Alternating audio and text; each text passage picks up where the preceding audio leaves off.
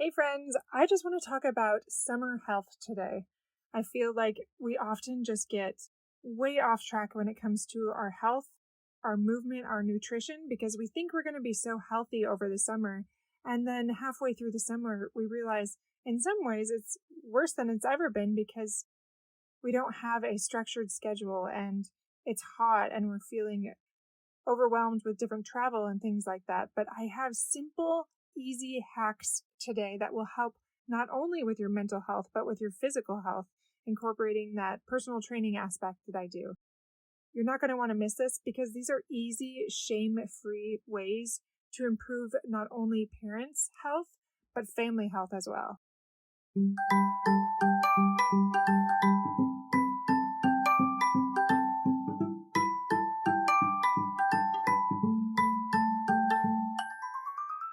Hey parents, welcome to Fulfillment Therapy. Do you want to raise your kids better and have a stronger marriage? Are you up late at night researching marriage and parenting tools and self-care tips? Do you start each day hoping for deeper connections and less chaos, but it ends with family arguments and going 12 different directions again? My name's Kendra, wife, mom, therapist, and growth enthusiast. It wasn't until I discovered how to fulfill my unmet needs that I was finally able to show up as my best self, as a spouse and parent. I realized that by meeting my needs, I could more fully meet the needs of my family, with more energy and less resentment. In this podcast, I teach parents skills like boundary setting, prioritizing personal needs, communication, and claiming ownership. Just like my clients, you'll be shocked by the improvement in your marriage, parenting, and personal life when you focus on fulfilling your important unmet needs. Ready to prioritize yourself so you can quit mentally throat punching people? Then grab those earbuds and head outside, and let's walk and talk.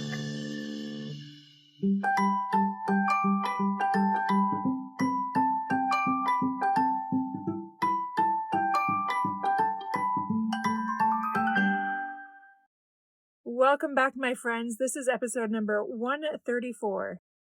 Ending Summer Strong. Easy fitness hacks for busy parents and families. Like I just mentioned in the teaser, summer can be a time when you think you're going to move a lot, you think you're going to do all of these great things, and then ultimately you find yourself indoors more because it's hot, or you find yourself eating things that you don't normally eat, just like convenience foods because you're traveling or you're at the beach or you're at the lake, whatever it is. And it's just a lot of that quick grab food that's very processed, and you're just finding yourself feeling gross, kind of bloated and just not yourself. And you want to feel good, especially as you're wearing less clothing, hopefully not way less clothing, but you want to take it up a notch without the shame, but in simple ways. And I just have I think I have like 15, maybe a little bit more super simple hacks for both nutrition and movement that really help families and that have helped my clients, not just my private practice or my coaching clients, but my personal training clients that I've had, or even just me and my friends, that what we do to improve our health. So I'm going to give you those simple hacks today and just talk a little bit about that. So let's talk about nutrition hacks first. This one has really been game-changing for me. So I mentioned, I don't even know how many episodes ago, that I have been off sugar. So I went off in February, and I have been doing it for quite a while now. And I have had to adjust it. Like, I've had to be flexible. So if this is you, and maybe you're not even totally off sugar, whatever the thing is that you're doing, one of the main things that actually works that I'd heard about a lot before, but I did not do, was to stock up on healthy snacks. And now I'm actually doing that. So I mentioned a long time ago in an episode, but use the yuca app. So I think it's YUCA or maybe YUCCA. I can't remember. Look it up in the App Store, and I think it just does have a 1C. But it is amazing. Every time I go to the store and I want to pick a new treat, I just scan the barcode and it will tell me how good it is. Like, you want it to be, I'll have to go back and look, but in the green, and I think it's like good or great or something like that. But if it's red or orange or something, you don't want it, and it will tell you exactly why, and then it will give you an option to swap out with that is better. And what I have found by doing that for several months now is that a lot of the healthier foods that I was having were not actually healthy at all. So I have learned to change what I've had. And some of them I'm actually pretty impressed the other way too, where I thought for sure it wouldn't be that healthy. And it's like incredible. For example, once I started going off sugar, when I went to the movies, I wanted to have something that I could still snack on to feel like I was getting a treat too. And there's these little gummies. I love gummies, but they're like these watermelon gummies. I should look it up. Anyway, they're in all the stores, but they're like the healthier sugar-free or like really low sugar snacks, like 1 gram of sugar, which honestly, your condiments and your bread and all of that has more sugar than that. So that to me is okay. It was amazing to eat and it was totally healthy for you, which really surprised me. So I don't have any guilt about that, but that really helps. So not only that, now that I've built up this list of about 15 things that I know are good choices and I know that I really like, I put them in my room, I put them in my office, I put them in different places in the house so that I don't go for those other things. And the more that I do that, the more I am not buying those other unhealthy snacks for my family either. And the fun thing is, once I went sugar-free, for a while nobody wanted to join me, but when they started to see my success, they came to me themselves and they were joining me. Like my husband is joining me, my exchange student, and the other ones are naturally eating better because I am not eating the way I once was. Okay, number 2, sneak in veggies. I know several of you do this, but I don't even really have to sneak them in anymore because I've been doing it for a while. But we definitely put greens in our smoothies. But I have also put it like grated carrots, or in any pasta dish, you can really blend any vegetables and put those in what you're making. But my kids like vegetables at this point, so it really doesn't bother them. But if your family doesn't like them, it's a great thing to do. It really doesn't take that much time to add it in. Okay, let's talk about adding more summer produce. This is the best time to add produce to your meals because people don't want those warmer, heavier foods. So just look up fun ways to make salad more exciting. Or we also love Buddha bowls, or those, I forgot what else they're called, but they like have a little quinoa in it or a little rice, whatever it is. But then you put like a bunch of greens and roasted vegetables and really like anything. It's kind of like a smoothie. You can put anything in it and it's good. And then we often mix out a sauce. They'll make a peanut sauce, or there's just so many different ones. Literally any kind of sauce you want, and then you just mix it in and it's so good. You can have a protein in there if you want. But I often have like avocado. It's just an easy way to get a lot of produce and make it more fun every single time. All right, so that was number 3. Number 4, hydrate consistently. Now, this is a very helpful hack that I've mentioned before, but I wish I would have done it earlier. I have a favorite water bottle. Mine is a Camelback. That's like the squeeze kind, because then I don't have to open the cap. I don't have to wash the straw, all those things. I get like 3 of those. So every time I'm at TJ Maxx or Ross, I look for those and then sometimes I stock up on them. But I get our favorite water bottles. We have them all over the house. I recognize it's one of those things. I don't care if I have to replace them. This is so important for us. And we only ever have water in our house. We always have a water bottle. So I put one in my office. I put one beside my bed on my little table, my end table. And I always have one in my car as well. Especially during the summer, I park in the garage so that doesn't get heated and gross. But that way, no matter where I am, I can quickly drink it. Oh, and I often do have one downstairs as well, actually. Number 5, opt for whole foods. So again, these slow, steady changes, like everybody knows that. Yes, I know I should opt for whole foods. But make those small changes to choose whole foods instead of those processed foods, because it really doesn't take much. I learned this from my exchange students. They really don't have a lot of convenience foods there. And for example, they don't just buy a jar of spaghetti sauce and they don't buy this or buy that, the frozen foods. They just make it. And in my mind, it just feels like it's so much bigger. But as you watch them cook, it's like 2 extra steps for most things. And if you are taking turns making meals like we do in our family, from our 10-year-old to all of the adults, we all take a turn. But if you do that, then it's not so overwhelming to cook because everybody's taking a turn. And when you're cooking, you can just think, okay, how can I make this less processed? Not just those convenience foods, but using those whole food items and do it that way. There's so many free recipes everywhere online that you can check out. Like clean eating. I think there's one that I really liked was 100 Days of Real Food. They have a lot of great ideas too. Number 6, use smaller plates. This one definitely works, but we eat less when we have less on our plate. And what I also do is I keep the main food off the table to avoid those impulse seconds. But another possibility is you could dish up the plates and then put the food in the fridge before you sit down.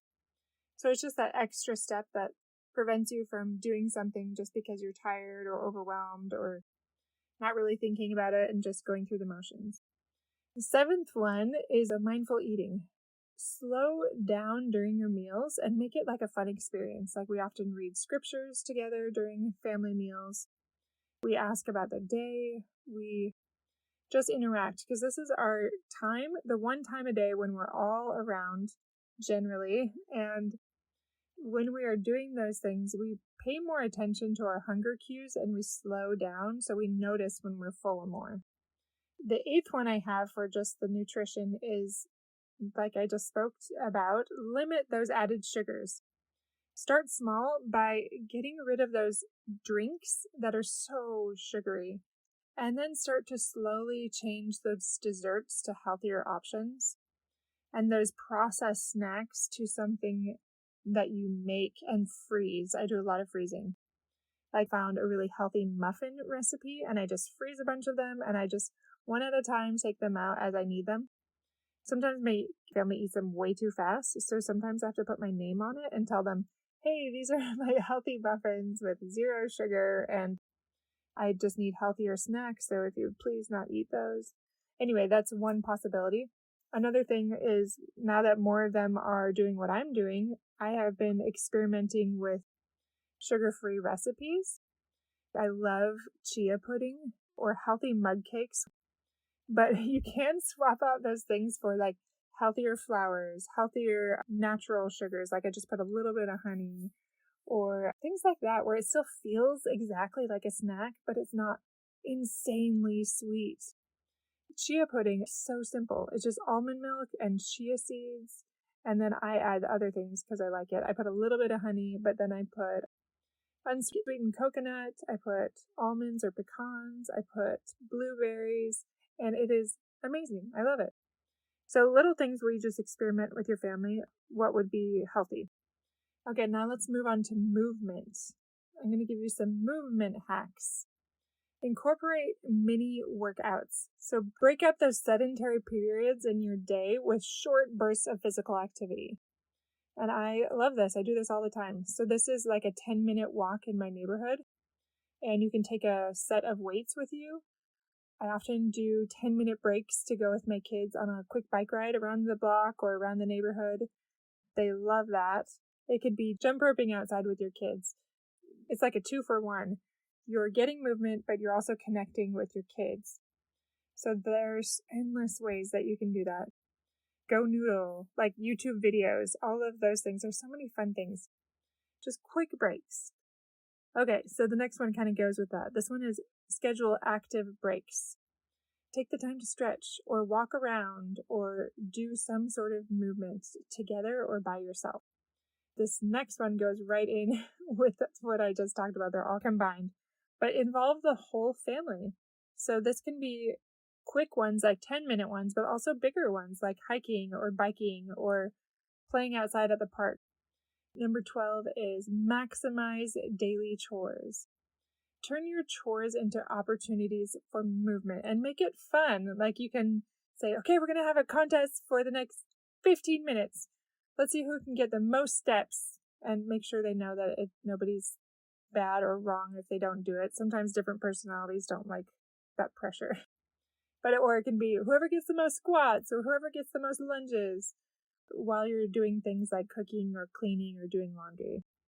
I got my kids all those step trackers on their watch for Christmas so that we can see if we can make a goal every day and kind of keep that. Okay, especially during the summer, because winter is going to be here before you know it, and you're going to be so sad that you didn't take the opportunity to be mobile while you can. So take that chance to walk, to bike instead of driving whenever you can. I know some of you have like really little kids. It can be harder if you don't have ways to transport them all as easily, but when you can, make that a priority. Number 14, spend time outdoors. Prioritize that time. So that could be gardening, that could be going for a walk, that could be playing with your kids in the backyard. Also, number 15, use workout apps or online videos. Still, after all those ones that I've used, I prefer YouTube videos. There's just such a good variety that are free. So I do those probably 3 or 4 mornings a week, and I switch it up with my other workouts. But then I can search specifically what I want. Like, okay, today I'm going to look for exercise band workouts. Okay, now today I'm going to use dumbbells, or I'm going to do a HIIT, high intensity interval training workout. Things like that. You can be very specific on what you want and for how long. It doesn't have to be a huge amount of time. It can be 20 minutes. It can be 30 minutes, whatever you want. Okay, 16. I only have 3 left. Make it social. So, for example, today I'm inviting my friend Sherry, she's amazing, to go walking with me over by the lake near our house, and they have a great walking path, and I get a 2-for-1 in that as well. So socializing when I am around kids a lot, that's so nice for me to be able to break away and go with a friend, and to be in nature and to move. So it's so much nicer when you can do it with a friend, or you can join a fitness class, or whatever it might be, working out with a friend at the gym. And the second to last one is practice active hobbies. So that could be pickleball. Again, my plug for pickleball. That might be dancing. I have a friend that does that, and she has 2 kids and she loves it. Swimming. I love swimming at the Y with my kids. We do that often. Gardening, playing a sport, like going and playing tennis with my son. Whatever it might be, make it fun. And last but not least, number 18, focus on consistency. It is not about perfection, but it's about consistency. So prioritize that regular movement in your daily routine over those really intense, hard, lengthy workouts, because that's going to make it more likely that you'll do it until you're committed. My husband said the other day to our son, when he was asking him about scripture study, he said, "How are you reading your scriptures?" And he said, "No, I don't have time." And he's like, "No one has time to read scriptures." And I looked at him and I said, "No one has time to work out, because we all have our things that we're good at, but if it's a priority, we'll find a way." So no one has time to work out, my friends, but make time, because we all have time. So these hacks can help all of us, and I know we're all busy parents, prioritize nutrition and movement in our lives and promote that overall health and well-being for ourselves and our families. And this is going to set the stage for incredible exponential growth over time. I am forgetting the amount that it grows for the first time ever, but I love how James Clear talks about that 1% increase creates 37 times increase over a span of a year. Those tiny changes do matter. For example, my sugar changes. I feel like it's so slow sometimes, but those tiny adjustments, and then that like habit stacking that I'm doing, like, okay, now I can do this. Now I'm wanting to kind of start to phase out some of those fried foods, which we don't eat much, but when we go on dates, like I want to do that. But it feels so empowering that it's like you want to try the next thing and the next thing. And then all of a sudden, 10 years later, you realize you're a completely different person. So just remember that. No shame, just tiny incremental growth, my friends. Best of luck in changing your summer and ending strong as we move forward into a new phase of life with more structure and better results than ever as we make these changes now. Take care, my friends, and I'll see you back in a few days.